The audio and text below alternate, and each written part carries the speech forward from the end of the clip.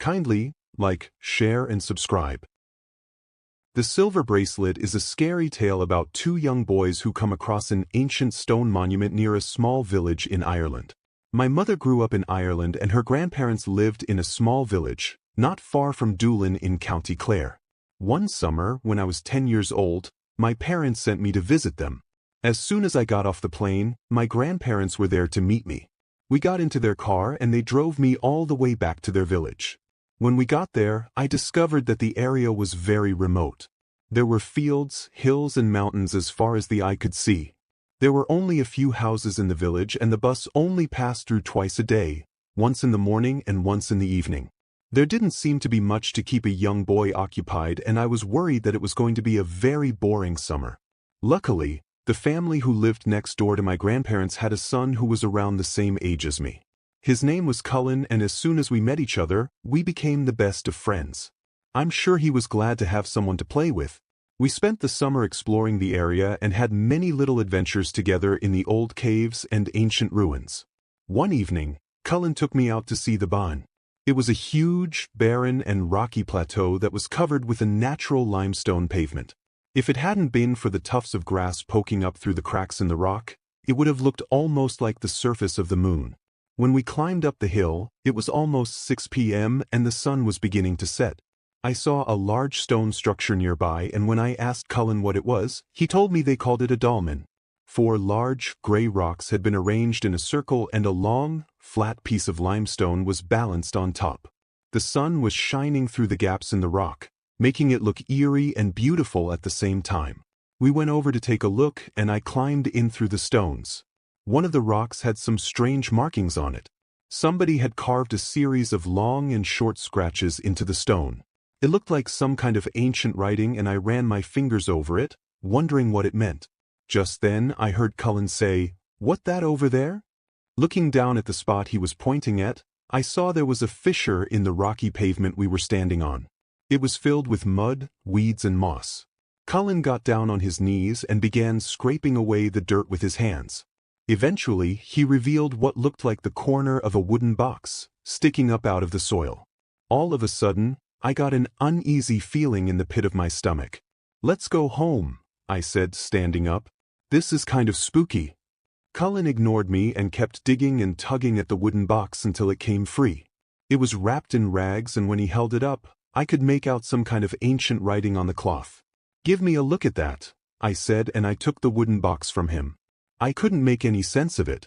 The writing wasn't in any language I had ever heard of. I tried to open the box, but try as I might, I couldn't budge the clasp on the front. It seemed to have been sealed shut. Cullen grabbed the box out of my hands. "I'm the one who found it," he said. "It belongs to me." He began bashing it against the large stones until it finally shattered.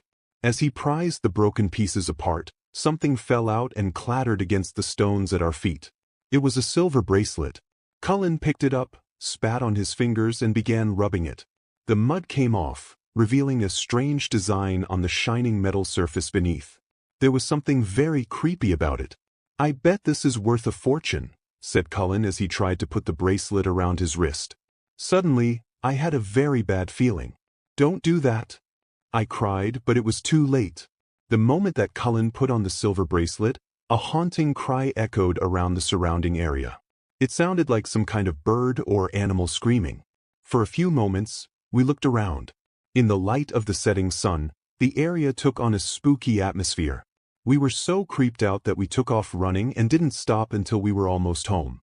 Cullen tried to take off the bracelet, but it was clasped too tightly around his wrist. We said our goodbyes and arranged to meet up the next day. Later that night, I getting ready for bed when I heard the sound of screams coming from somewhere outside. I listened as my grandmother got out of bed and muttered, "Who could be making all that racket at this time of the night?" The screams continued and she shouted out for my grandfather. There was something in the tone of her voice that was unnerving. I poked my head out the bedroom door as my grandfather put on his dressing gown and hurried downstairs. He picked up the phone and tried to call someone.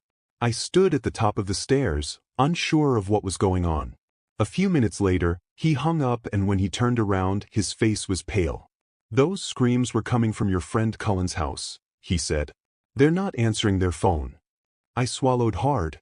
My grandfather stared at me for a moment, eyeing me suspiciously. "What were you and Cullen up to today?" he asked. Frightened, I began to stammer. "Nothing. W just went up to the barn. That's all." "What were ye messing about with up there?" he asked. "Tell me, what did ye do?" I decided to tell the truth, and the words came tumbling out of my mouth. "We were messing around the dolmen up there. We found something buried under it. This old wooden box was sticking up out of the ground. Cullen busted it open." "Dear God!" he exclaimed, exchanging a worried look with my grandmother. "And what was it ye found inside?" "Just a silver bracelet," I replied. "Cullen put it on. He was wearing it last time I saw him." "Come on. Get dressed," my grandfather barked. "We'll have to check on them. There's something going on next door and it doesn't sound good." I threw on my clothes as fast as I could and accompanied my grandfather as he hurried outside.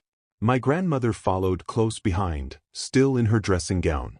The screams had stopped and the night was eerily silent. All we could hear was the sound of crickets chirping. The front door of Cullen's house was standing ajar. When we opened it and stepped inside, there was an unpleasant smell in the air. At the time, I didn't know what it was, but when I think back now, I realize it was the stench of death.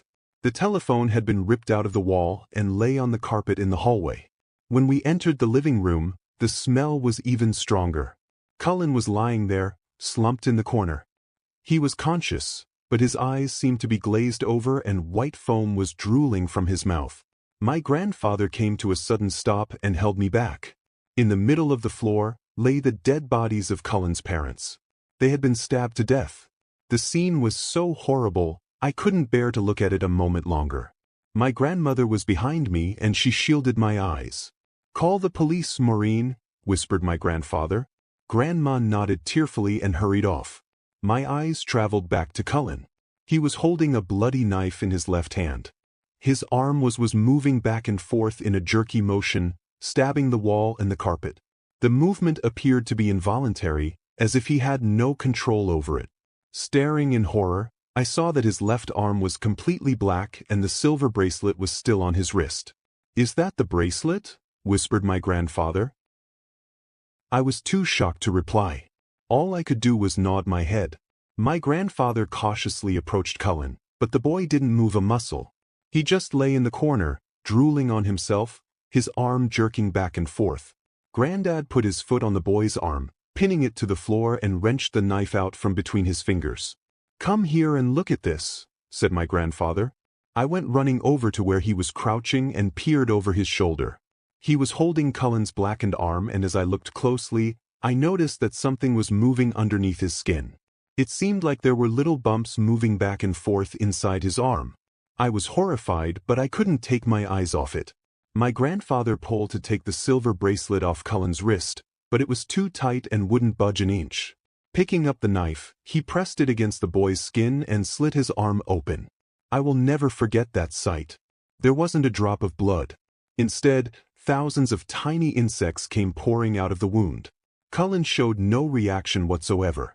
The insects streamed across the carpet and my grandfather pushed me aside. "Don't touch them," he cautioned. Shortly afterwards, the police arrived and my grandmother took me back to her house and put me to bed. It was a long time before I was able to fall asleep that night, and several times, I woke up screaming. In the morning, Granddad told me that Cullen had been taken to hospital. "They couldn't save his arm," he said. "They had to amputate it." My grandmother served me breakfast, but I wasn't able to eat anything. "That dolmen you were at yesterday," said my grandfather. "In Irish, they call it Pol Nam Bran. You know what that means?" I shook my head. "The hole of sadness," he replied. "Years ago, there was a group of archaeologists went up and did an excavation up there. They found the remains of 22 people buried underneath that dolmen. 6 of them were children. The dead don't take kindly to those who disturb their rest. The next day, my grandparents put me on a plane back to the United States. My parents collected me from the airport and I was glad to be home, safe and sound. I heard later that Cullen never recovered and was put in a mental institution. The police believed he had gone insane and murdered his parents. The newspapers speculated for weeks about the motive for the murders, but not one of them mentioned the silver bracelet. Today, The silver bracelet is in the Irish Museum of Natural History in Dublin. They keep it behind a glass case and nobody is allowed to touch it.